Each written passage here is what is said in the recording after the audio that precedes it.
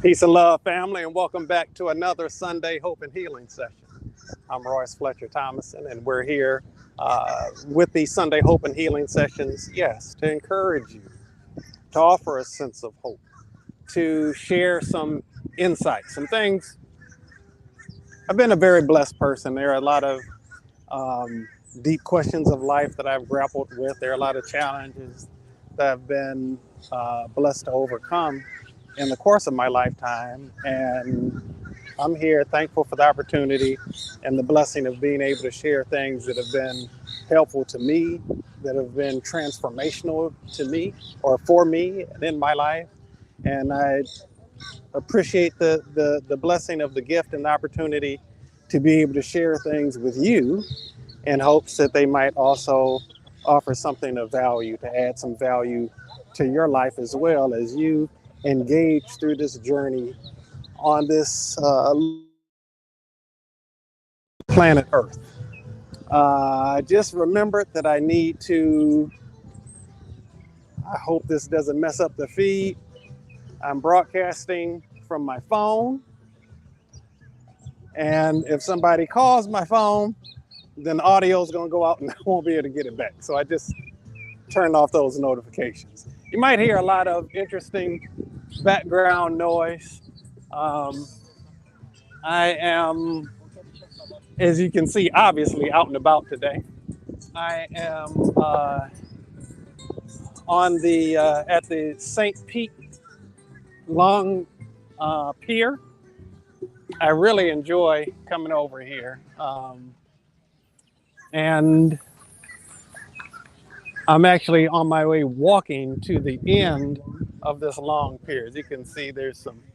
Oh, wait a minute! I thought it sounded like, yeah. There's some live music over there. I don't know if you can see it. Um, People walking around. There's a vendor that I'm going to go see after the broadcast. Um, but there's not a whole lot of people out here actually for such a beautiful day. Based on some of the debris that I saw, that Hurricane Helene came through recently, a couple of days ago, and looks like there was some level of impact. But anyway, Curly Conscious King, good to see you in the space, my brother. I'm not able to read what any of the comments say because they're appearing too small and the sun is too bright for me to be able to make out anything on here. I could just tell that from the icon and stuff and the length of the name that's you. So good to have you here today, as always. And to everybody else, I'm sending out a bunch of love in your direction as well. And so, even as I make my way to the end of this pier, and it is a long pier, I still have quite a distance to go. I don't know if you can see the end of it, but it's a little ways to go. And then I'm going to be broadcasting right from the bay. Right behind me will be the bay. Actually, I'll be kind of standing over the bay. Hopefully, there's some restaurants and stuff up here. Hopefully, the music isn't too loud. But enough of all of that. Let's start to kind of get into what our topic for today is. And what is our topic for today? Our topic for today is dealing with finding the presence of God within yourself. Finding the presence of God within yourself. The Master Jesus said that he said the kingdom of heaven, he said if somebody tells you that that heaven is over here or way over yonder, don't believe that. I tell you the kingdom of heaven is within you and all around you. And so a lot of our life exploration, a lot of our journey, a lot of the things that we seek happiness and pleasure in, a lot of the things that we look to for some sense of gratification and fulfillment, a lot of those things are things that are temporary and fleeting, and they're outside of ourselves. We look to things outside of ourselves. If we get the job, if we get the house, if we have the money, if we get the relationship, if we get this, if we get that, and all of those things are fine and good. I'm not saying those things aren't good to be able to experience in this journey of life. But we're talking about on the Sunday Hope and Healing sessions, we're talking about reaching the sustainable state of supreme satisfaction, not a temporary satisfaction, but supreme satisfaction, not a whole lot of satisfaction that is fleeting, but sustainable satisfaction. We're endeavoring to reach the sustainable state of supreme satisfaction. And in terms of reaching the sustainable state of supreme satisfaction, last Sunday, I spoke at Transforming Love Community. By the way, a warm shout out and a happy natal day to Reverend Shahira Stevens. I love you. It's her natal day today.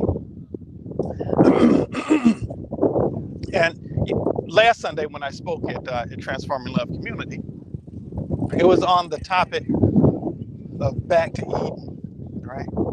And in Genesis, in the second chapter of Genesis, it talks about how there was a garden planted eastward in Eden, and breaking down the scriptures in terms of their original language, the garden is really referring to as a boundary. The Eden, translating that, it speaks to a place of pleasure and delight.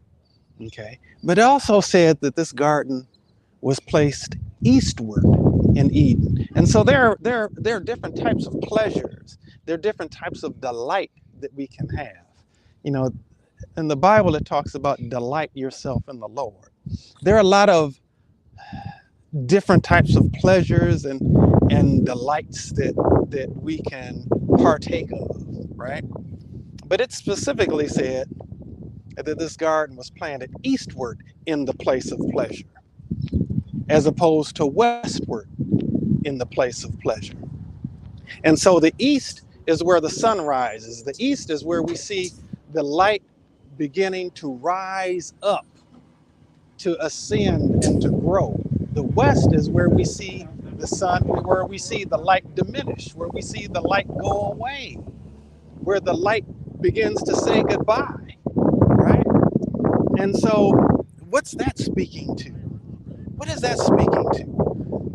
The east is representing enlightenment, ascension, rather than descension, devolvement, okay? And a lot of these things are allegorical and can be interpreted allegorically, although I do believe that there's a lot of actual factual stuff in the Bible too. But it's important to look deeper at things. And whether you're a person who studies the Bible or even pays attention to it or believes in it or not, I believe that there's a lot of really profound truths. There's some real gems that can be found there. And I'm just kind of using this to illustrate something real deep. A real big pelican just flew right by me. And that's that which is sustainable is the place that we were divinely designed to focus on. We weren't divinely designed to focus on the things that simply please our lower nature. We weren't divinely designed to focus on that which simply gives us ego gratification. We weren't divinely designed to focus on those things that take us away from our original perfect pure self. We were, however, designed to dwell in a state of awareness of who it is that we really are. And a part of the way that we know who it is that we really are is to put focus and attention on that, and to look within and find the presence of God on the inside of us, because we were made in the image and likeness of God. We're made of the same stuff as God. The one who I'm out here at the water. You see this beautiful water out here? I'm a reasonably intelligent person, but I cannot even begin to fathom how many gallons of water there are here in the bay, just in the bay. I'm not talking about the whole Atlantic Ocean.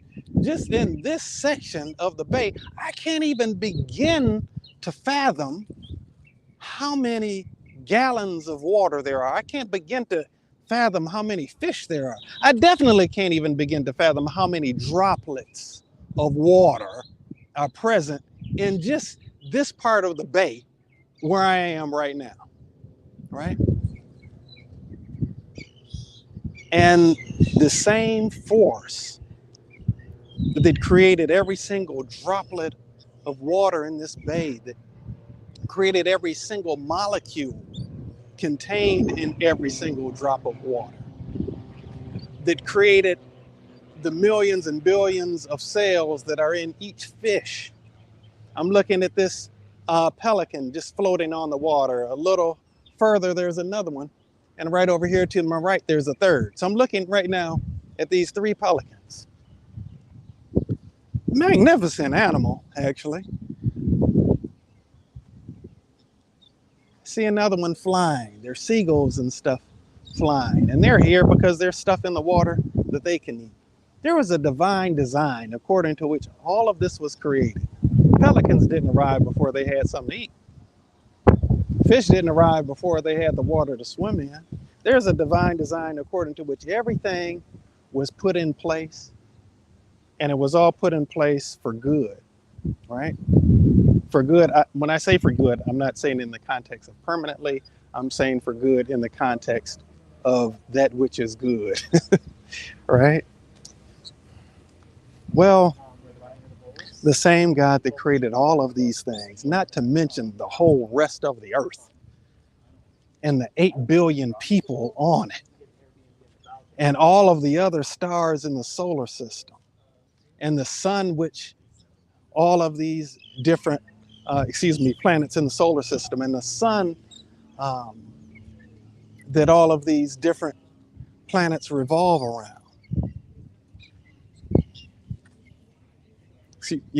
All of these different, not to mention all of the other stars, some 200 to 400 billion with a B stars in the Milky Way, which is just one galaxy of some 30 billion or more galaxies.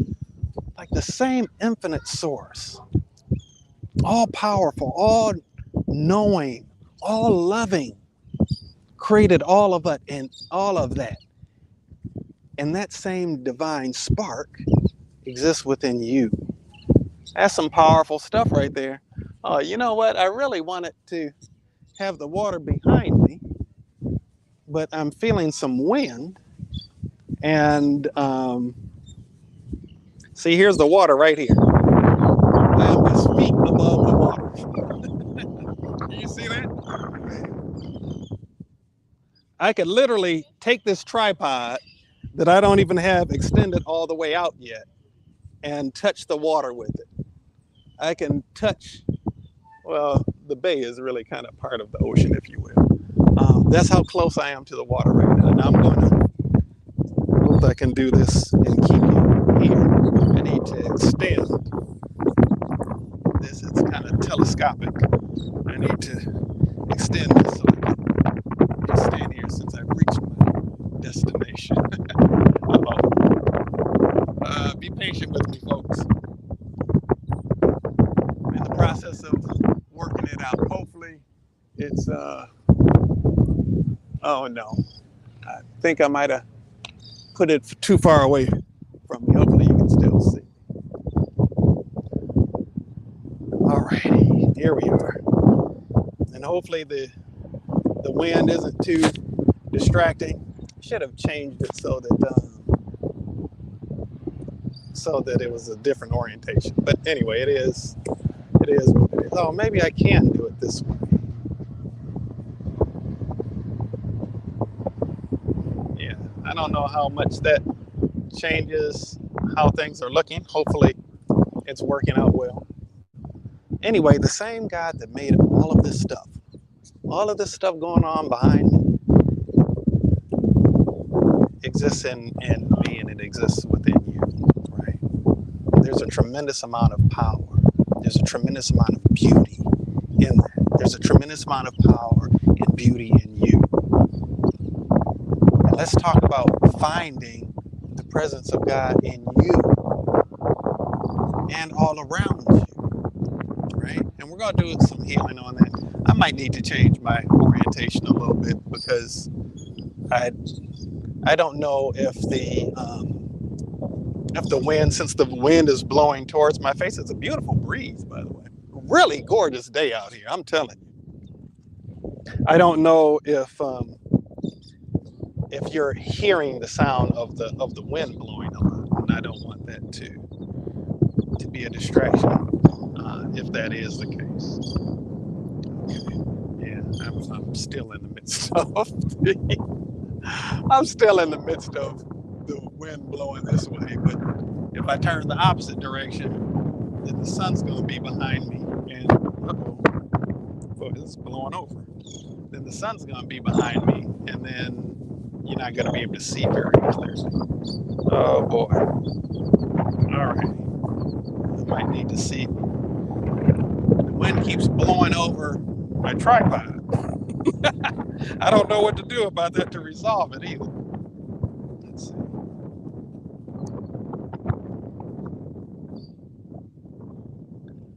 Shoot. I don't think that's going to do it.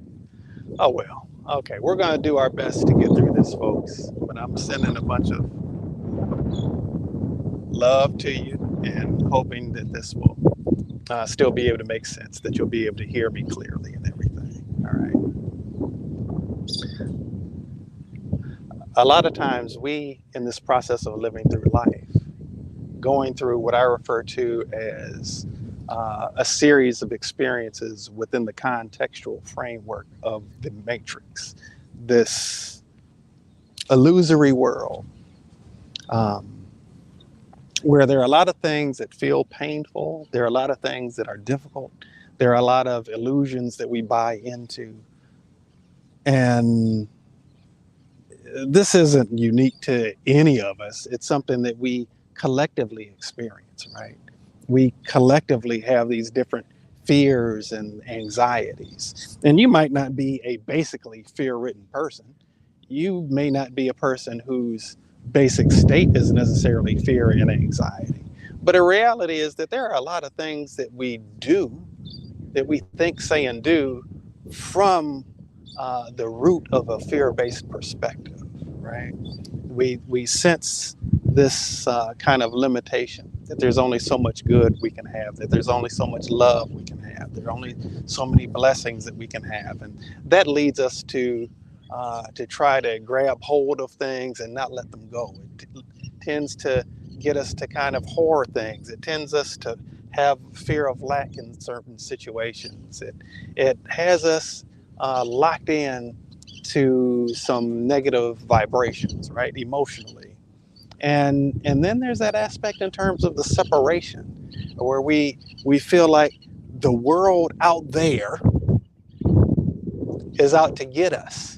And sometimes that a lot of the folks out there are out to get us. People who we don't know, we might see as a source of hurt, harm, and danger. And even the people close to us, we might see as a source of hurt, harm, and danger. But as we talk about really, as we strive and endeavor to truly enter into that sustainable state of supreme satisfaction, we can't dwell there while simultaneously dwelling in a lot of fear-based stuff. We can't dwell there simultaneously and dwell in anxiety, okay? Because science tells us that two things cannot occupy the same space at the same time, all right? And so it's possible to love somebody but also have fear attached to it. And so to the degree that the fear is present, love is not fully present. It's possible to have hope but also to have some doubt. And so the hope isn't fully realized to the degree that the doubt is present. It's possible to have a sense of genuineness in terms of seeking someone else's well being. And it's possible to also have some selfish ways about yourself at the same time, also. And to the degree that those selfish ways are showing up, to that degree is your genuine interest in their highest and best good being fulfilled somewhat wavered or compromised to that degree, right? But when there's nothing present but the love, when there's nothing present but the good intentions, when there's nothing present but the good, there isn't room for anything else. And that's at the point where the good is truly sustainable and ultimately fulfilling, right? And so this thing keeps wobbling. I want to have it facing the opposite direction of where it's facing, but um, I don't know if I'll be able to do that. Hopefully this will work. Okay. All right. So let's actually get to work on some of the healing. I don't know how long I'm going to be able to do this today because the wind is blowing. It's a beautiful breeze, but the wind is blowing. I don't know how well you can hear me again, and I don't want to have to keep on trying to hold the tripod upright so that my camera doesn't tip over and end up in the bay. So let's get to the healing. If you are somebody who wants to be able to find, it said that God is closer than breathing and nearer than hands and feet. If you're somebody who wants to be able to find the presence of God existing on the inside of you, to be able to feel that security and that peace and that love and that sense of wholeness within the inside of you, I invite you to tap into this healing that we're about to do right now. If you know somebody who you would like to be able to have that experience, please share this with them. Send it to them. Send them a text, and include the link. If you feel like it'll be a blessing to them. If you would like to be able to have greater peace and harmony with other people, with your environment, with life circumstances, to be able to see the good in every situation. Not that all situations feel good, but there's some good that can be found in different situations. And I've said before, like, we're charged to be blessing finders. Sometimes blessings are hiding, and we've got to be able to uncover where the blessing is in the different situations and challenges we might be facing at different junctures in our life. Again, please share if you feel like that will make a difference in the life of somebody that you know and you care about. And so now we're going to go ahead and we'll get going with the healing. I'm going to start with a prayer. Start to bring my sunglasses. I don't know if I'm all squinty and everything, but we're going to start with a prayer, and then we'll get on with the healing. So God, I know you to be a healer, to be a transformer, to be a sustainer of that which is good and pure and perfect. And I know that it is your good will and your greatest pleasure that we dwell in alignment with that in the divine design that you established for us and for our lives, for us to dwell in perfect peace and pure love and divine light, as that's who we are at our essence. And I give great thanks for being able to be a vessel of healing through the power of the pure love that you have for me, and that I, in this moment of clarity, acknowledge and make room for. And I give thanks for the blessing of being able to demonstrate you as a healer, as a sustainer, as a redeemer, on the behalf of not only myself, but all of those who are tapped into this healing right now for the purpose of neutralizing the root cause of all sense of disconnection from you and all of the fears and anxieties and phobias that go along with it. And transmuting that into and replacing it with being infinitely clear, of being divinely connected, intricately interwoven in our beingness, is the power of your presence, the beauty of your holiness, the light of your love, and all of the good that comes with allowing ourselves to receive the awareness of your presence active and alive within our own beingness, and being able to have full expression in and through us in the living of our lives, including how we see the world outside of ourselves and how we perceive other beings, whether human or otherwise, and as well as life situations and circumstances. And I bear witness to our wholeness on this date and in this time and space called now. Thank you. Thank you, God, for this gift of your divine love. It is done. It is done. It is done. Okay, and so let's take a moment right now and look at a sense of abandonment. In the sense of abandonment, we think because we've entered into a realm other than the heavenly state in which we were in before we entered into the earth realm, before we entered into our mother's womb, before we were birthed out through the traumatic experience called birth on planet Earth. Before that, we've sensed collectively and individually that we were somehow abandoned by God because we're no longer in that idyllic, sustainable state of supreme satisfaction that we existed in before we entered into the earth realm. And so we've misinterpreted being abandoned by God, and the reality is that the pain and the nervousness and the fear and the anxiety and all of those other things that we feel are a function of not God's abandonment of us, but our abandonment of God in us. And so let's reconcile that. Let's reconcile. It's always easier to blame outside, to put the blame, to put the responsibility, to put the onus outside of ourselves. We're going to, in this moment of clear-minded thinking, we're going to accept our own personal responsibility and our own life journey, okay? Rather than deflecting that responsibility, we're going to take up responsibility in our own life journey, and I want to strengthen all of us to be able to have the courage to do so, the intestinal fortitude to do so, and to really be able to own our inherent and innate power that's been placed within us to be able to do so, to be able to stand firmly and courageously in taking full responsibility and accountability for where it is that we are in our life in this right now moment, as well as every right now moment extending beyond this one. Okay? And so, Melissa Kelly, Tia Littlejohn, it's good to see you all in the space today. And anyone else who is here, feel free to drop a hello. It's always good to know who is here, even though I can't really see very clearly.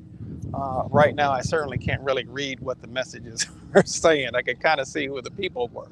Couldn't really see what the messages were saying. But let's actually further offer some strength for us to be able to have the courageousness to be able to face the fear of who it is that we really are, right? Courage, by the way, is not the absence of fear.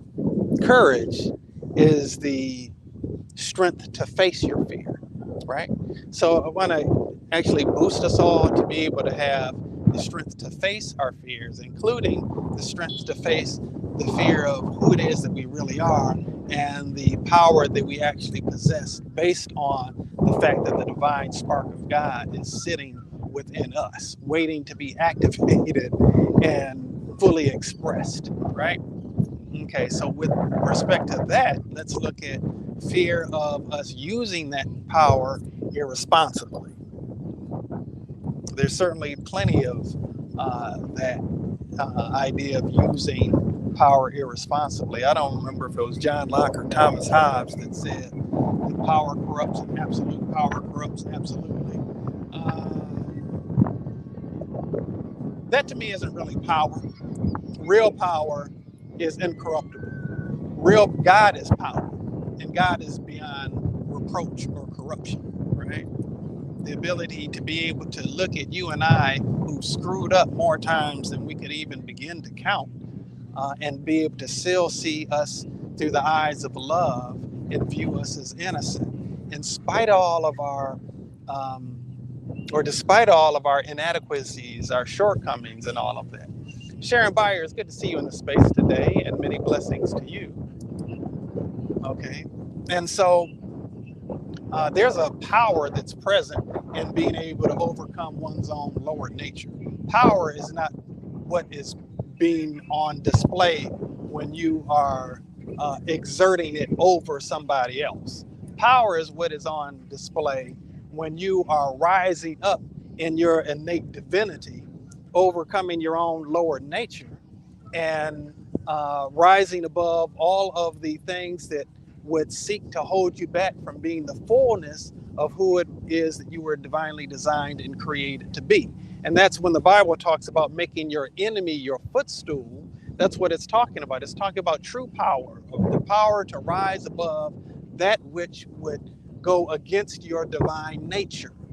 Okay, and we have an opportunity to choose what area we're going to seek pleasure in, whether it's going to be eastward or westward, where we're going to be seeking that sustenance and that joy and that satisfaction in the things which are eternal, the things which support our highest and best good and the highest and best good of everybody involved, or that which might cause us to seek what it is that we want or what it is that we think we want, and not give a care about how it might negatively impact somebody else or how it might even negatively impact our own future, right?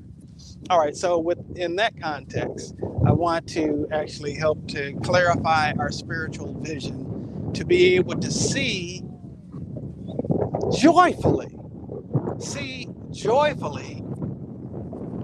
the beauty and the purity of God dwelling within us, and not misinterpreting that as judgmentalism or being able to stand over somebody else and look at them, with the eye of condemnation, but rather to be able to look at one's own self and find the purity transcendent of your own ego within you, and to be able to look at other people that you might encounter, even those that you might not really particularly care for, maybe in those who are really big time caught up in their own ego, but to be able to still look at them and see them purely as a being of light, even though their particular expression might be exuding a lot of darkness, but to be able to still hold a generous space in your heart, because your eyes have been open, your spiritual eyes have been open, and you're able to see with clarity beyond the illusion, and you're able to behold the truth of them, even if you choose to distance yourself from them in the context of your life experience, because they're still perhaps choosing to operate on another vibration. Maybe they're choosing to operate in negativity and all of these things that aren't actually good for your well-being. Okay, so let's actually remove the spiritual cataracts that have built up on our spiritual eye, because we haven't really wanted to see, because we've been tapped into that aspect of our own ego, that aspect of the part of us that wants to edge God out. And we haven't wanted to see the good in ourselves or the good in other people. particularly as it relates to see the good in other people. All right, so let's strengthen and purify that through the power of pure love. That's looking better. Okay. All right, let's take a moment now and look at the benefits that we've enjoyed from being able to suppress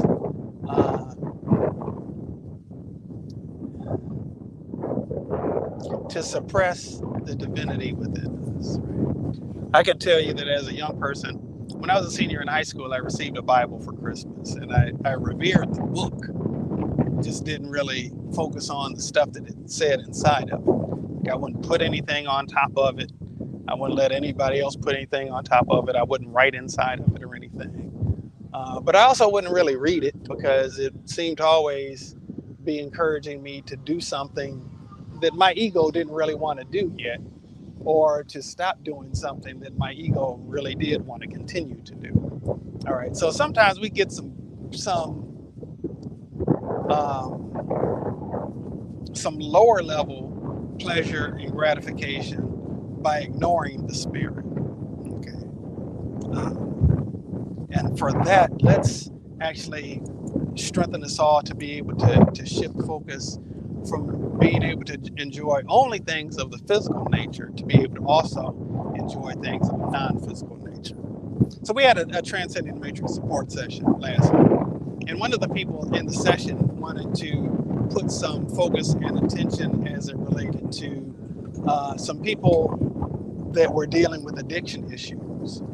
And there's a strong connection between addiction and emotions. There's a strong connection between addiction and even specifically shame. And, you accept this or not, that's on you. But there seems to be a connection between addictions and spirit attachments, other stuff, lower vibrational energies attaching itself to you. And so while we're these human beings, we're ultimately spiritual beings while we're in these human bodies.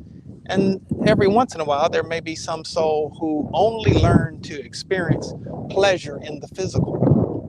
And they may not have actually made their way to the light.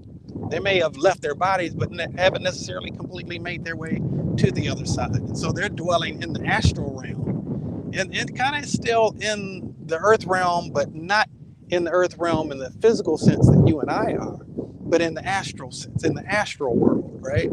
And they have learned to experience nothing other than a material type of pleasure, a pleasure that requires a physical body to be able to enjoy a lower level type of frequency, right?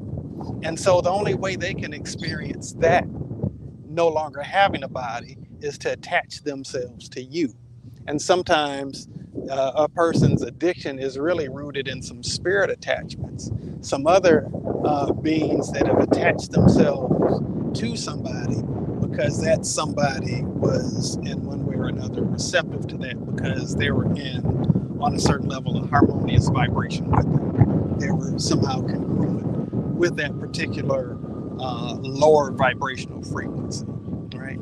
And so we don't want that for you. We don't want that for anybody. We don't want that for the souls who haven't made their way to the light yet, and who are hanging out in the astral world, kind of lost, right? We want all beings to experience true liberation, true freedom, true enlightenment. We all want all beings, we want all souls to be able to dwell in that sustainable state of supreme satisfaction. So in that context, let's boost up our compassion.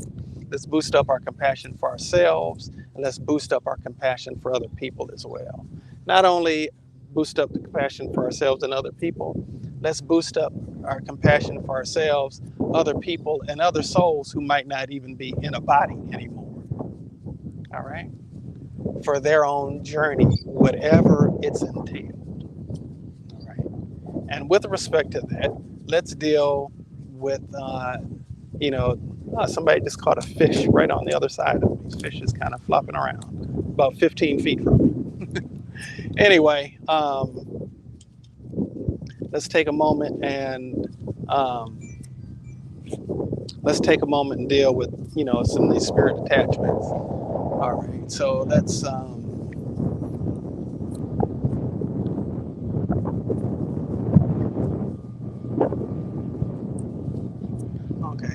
So let's free them up to leave you, because if they're hanging out with you, housed in your body, then they're in a different kind of prison. They're in a kind of prison, you're in a kind of prison. The goal is for everybody to be free, right? Okay, so we're going to clear them out, help them feel safe to move on to their next level in their own evolutionary journey, and give them the strength and the courage to be able to do so, to forgive them, for us to be able to forgive them for the harm that we may have experienced as a result of their presence, and to forgive ourselves for whatever way we allowed ourselves to get to a lower vibrational frequency that actually subconsciously welcomed them into our life experience. And also have compassion for those who have been hurt by our misalignment. In recovery, part of the process of recovery is making amends to those who have been hurt by your misdoings, right? First and foremost, really by your misbeings, but also by your misdoings, right? All right, so let's strengthen us all to be able to have the courage to be able to make things right with those who have been harmed as a result of our lack of consciousness, our lack of connection to the presence of God dwelling within us, seeking to make its way in outward expression in the world. Okay. All right.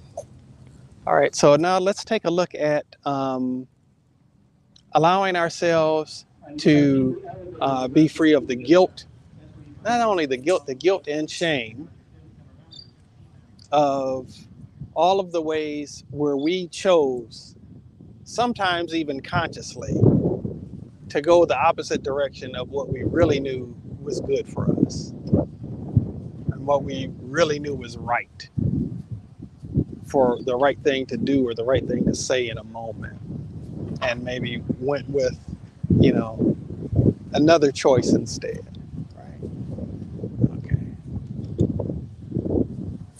All right. So let's transmute that guilt and that shame into self-acceptance, deep, deep, deep self-forgiveness.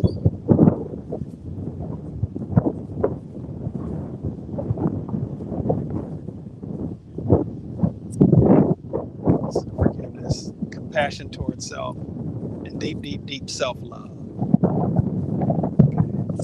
Let's pick it up a little bit. Let's strengthen that deep, deep, deep, deep self-love. All right. Okay. All right. Now let's want to do some other stuff in terms of our spiritual vision.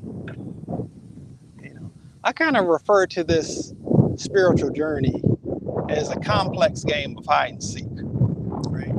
In the midst of chaos and despair, finding the stillness and the calm and the peace in it. In the midst of darkness, finding the light. In the midst of that which, seems to be working against you, to find the blessings in it. In the midst of yourself, even though you've had issues and you've been one who's caused other people issues, to be able to find the presence of God. In the midst of dealing with people who have been tapped into whatever form of misalignment and missing the mark that they've been tapped into, to still also be able to find within them the truth of who it is that they really are, to be able to remember their divine essence, find their divine essence and see that. That's really what the whole journey of life on earth, that's really pretty much what it boils down to, right? All right, so let's look at resistance to what the journey actually is. All right, sometimes we're resistant to the journey and we try to go a different route. So let's look at releasing that resistance to the spiritual journey and embracing the journey for what it is. it's a game of hide and go seek ultimately, where our job is to find the good, okay? And really, to say it another way, it's today's session. To be able to see, to be able to find and see the presence of God and experience the presence of God within you and all around you, you know, in all of your life experiences, in nature. Like I'm out enjoying this beautiful nature right now. And other people and everything that life presents. There's presented an opportunity for some beauty, for some good, for some joy, and definitely for some love. That's how my late grandfather, John A. Hall, would say it. Love. Yeah. And so let's open up, let's strengthen our openness to love. Man, this dude, his line is only in the water for like 30 seconds and he comes up with a fish. It's a pretty tiny one, but I mean, I can't imagine how many fish are just by how quickly this brother's catching. Anyway, let's strengthen our spiritual focus. Let's tighten our spiritual focus, and at the same time expand our spiritual focus. Okay, so that what's going on spiritually? Oh, there's a bird that just caught a fish. This particular bird, they have this kind of bird in the community where I live. It'll be swimming on the top of the water and they'll dive underneath the water, and that's where it fishes. And this bird just came up with a fish. It ate the fish and then it dove back under. It's still under now. I'm sure fishing again. I'm telling you, being able to see and witness and experience the circle of life.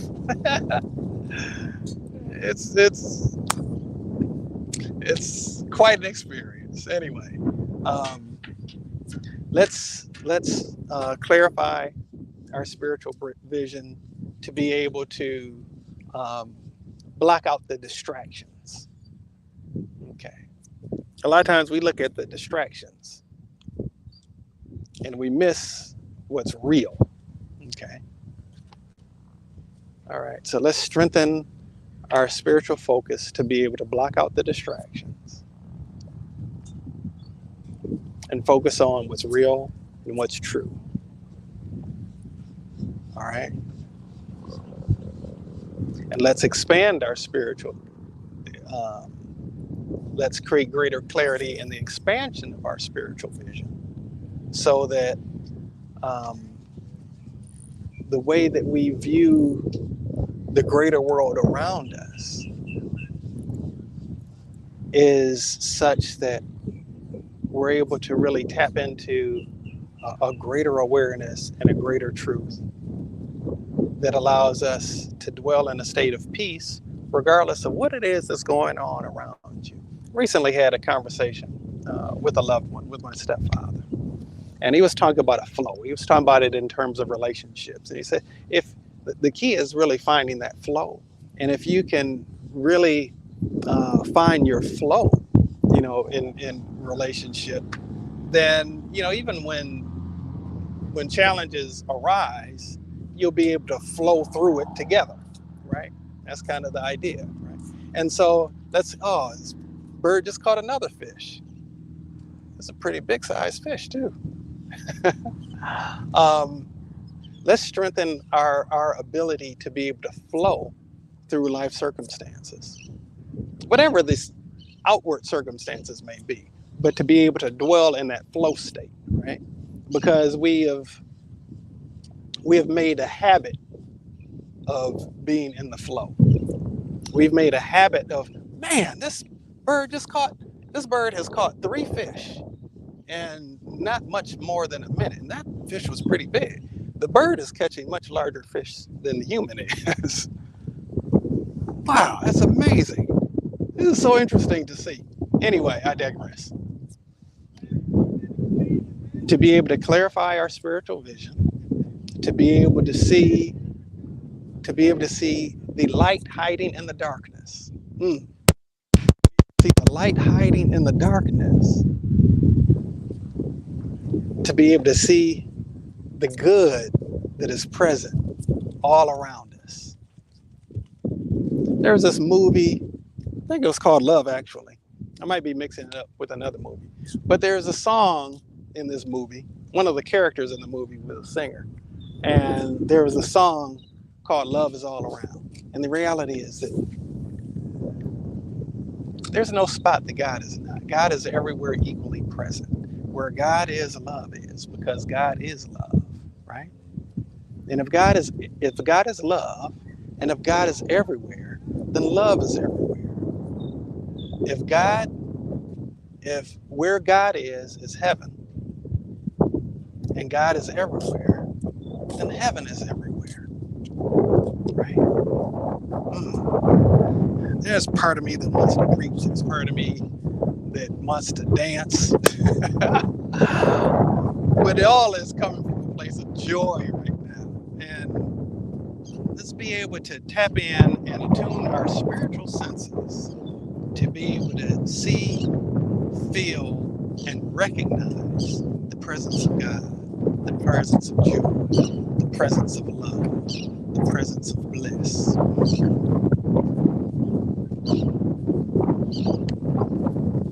All right. And to plant that within every nerve ending, within every neuron, within every hair follicle, within every blood droplet, within every vein and artery and capillary, within every cell of our body. Let's boost that up.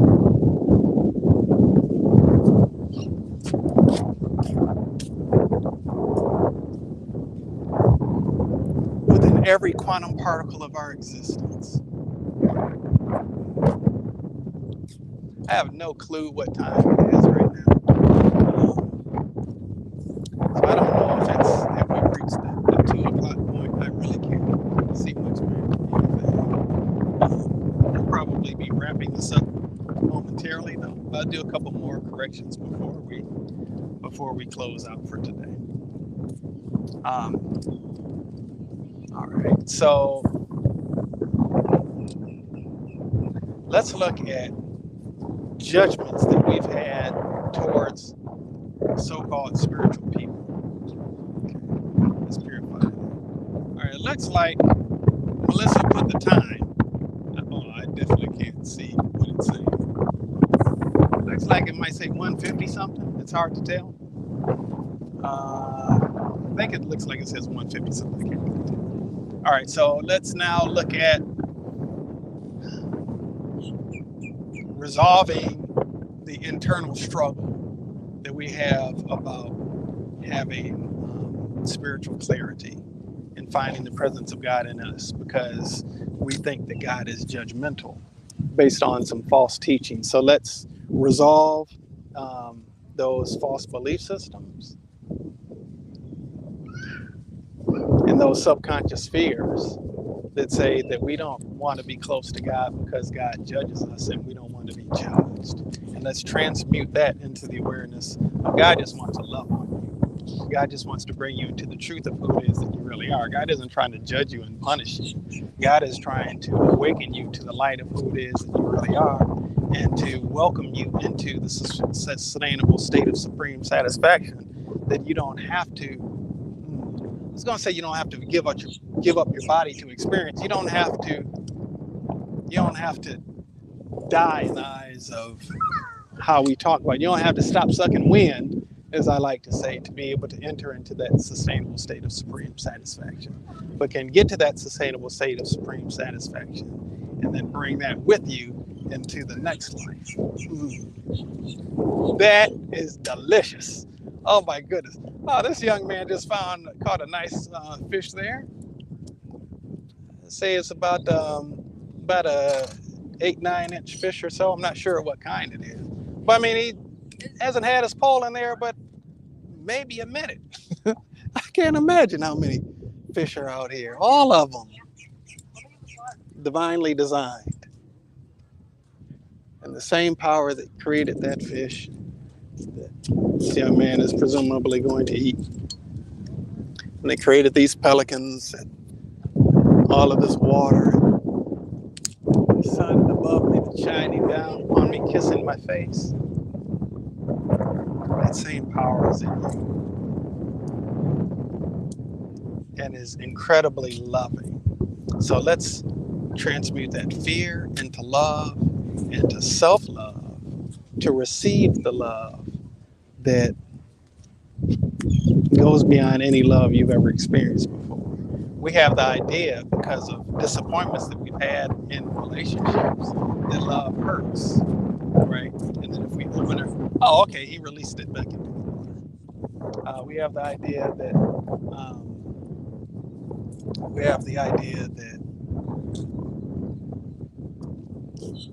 with love there's pain, but with true love, with perfect love, with pure love, there's no bringing of pain with it, right?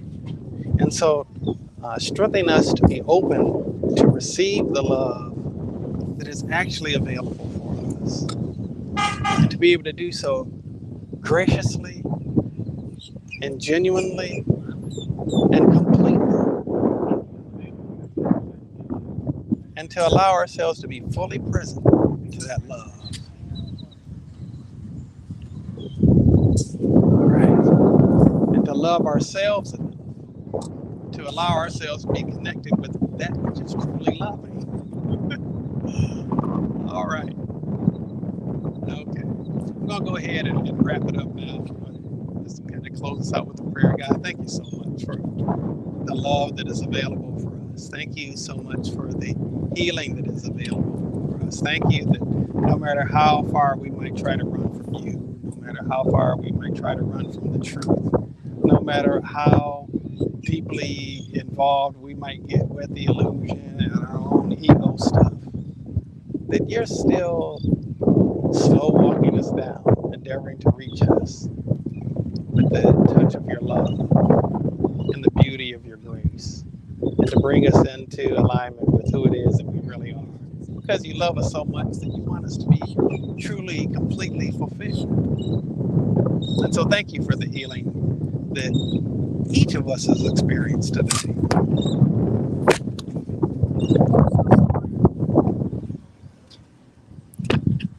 I don't know if I got slept with a fish or something. I think there's the hook. The young man who caught the fish is, I think, taking it out of my shirt right now. Apologies for the interruption to the prayer. God, thank you so much for the healing that each and every one of us has experienced. And even though there might be distractions that might come, thank you that your grace is sufficient, that your love is always available, and that no matter what comes our way, that you've got us covered, that there is a contingency plan that you've got in place. Thank you for these and all of the other blessings that you shower upon us. And I affirm on this date and in this time and space called now that we are abundantly and brightly blessed. Thank you for these blessings. It is done, it is done, it is done, and I shade it. All right, beloved. We're doing this today because we ended up actually postponing the Transcending the Matrix class. It was going to be this weekend. Stay tuned for when it will be. It'll either be October 11th through 13th or October 25th through 27th. It's going to be on Zoom. Hey, greetings, Pam. I'm sending a bunch of love your way, sis. So stay tuned for when that will be. Be a profoundly life-changing experience. I promise you of that. I'm about to ask this young man whatever it was that slapped me on the back of the neck. I don't know what it was. I'll find out in just a moment. Anyway, if you feel like this has been a blessing to you, please share it with somebody else so there will be a blessing to them as well. Also, if you're not subscribed to the Matrix Healing YouTube page, do yourself a solid and go to Matrix Healing. It's all one word, Matrix Healing on YouTube, and subscribe to it so that you'll get informed and hit the notification bell so that you'll be informed of when we're going live, when we're putting content out there. All of this content is designed to be a blessing for you, to bring some encouragement, to bring some light, to bring some love, and to even bring some healing through this methodology that we refer to as Transcendent Matrix, which is really a holistic based approach to healing that addresses all aspects of a person's beingness, dealing with whatever the root cause of the problems that we might experience may be. All right. So with that said, I will bid you adieu until next time. I will catch you later. And as we endeavor to enter into that sustainable state of supreme satisfaction, best of wishes to you. I send you off with peace and love. Catch you next time.